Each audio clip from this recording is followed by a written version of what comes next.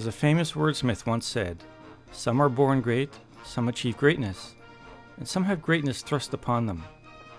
Ox certainly wasn't a great man. I hope this is the mess hall. He wasn't even a good man. The black guys, the white guys. It could be argued that he was mediocre at best. Some would even say that he was below average as a human being. As a youth, Ox was often the object of ridicule, My name's Dewey Oxberger. My friends call me Ox. the subject of insults, and the victim of pranks.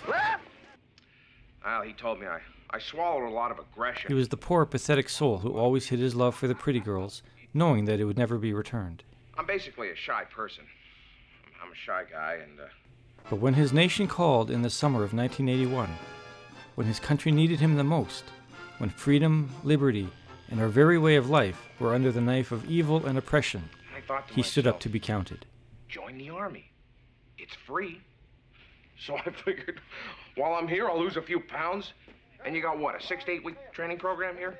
A real tough one? Which is perfect for me. I'm gonna walk out of here a lean, mean fighting machine. Our hero put in hours and hours of hard work. He put in the physical self-sacrifice and endured the mental stress required to become the lean, mean, fighting machine he had vowed to become, and he never gave it less than his best. When greatness was thrust upon him, he rose to the challenge. He climbed into the ring and stared down his belligerent foes when others were frozen with fear. You're a lean, mean, fighting machine! I'll do it! Give me a kick, honey. Oh, right my hair! The hostiles unleashed were so savage, so filled with rage. They bit, they ate, they were not tame.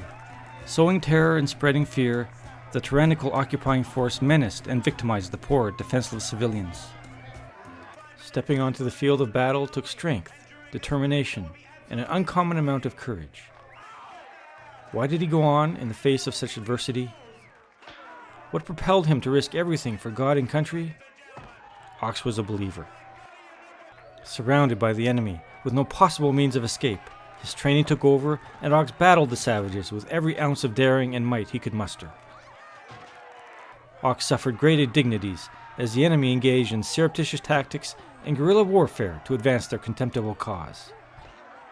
And just when it seemed Ox had managed to gain the upper hand, more dastardly combatants would enter the fray, each one more fierce than the next. With each new foe, the intensity and savagery of fighting increased. Yet Ox would not be deterred. Ox would never surrender, even in the face of such unassailable odds. In fighting the enemy, Ox was exposed to fatigue, disillusionment, and isolation. But despite all of these obstacles, Ox would not be disheartened. He faced the barbarian horde head-on and, one by one, beat back the enemy in wholesale fashion. Ox didn't decide to become great.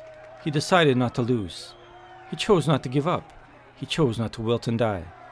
He chose victory over defeat. He chose glory over shame and made it to the other side of hell, becoming great in the process. And when the odds were against him, when all hope was gone and it seemed that all was lost, when it looked as though evil would have its day, Ox looked deep within himself, summoned all his courage, threw off the shackles of pain, mud, and self-doubt, and rose from the depths of defeat to emerge triumphant. And when the mud had settled, and the women had cleared, for his courage and bravery, Ox received a hero's welcome and recognition from a grateful nation.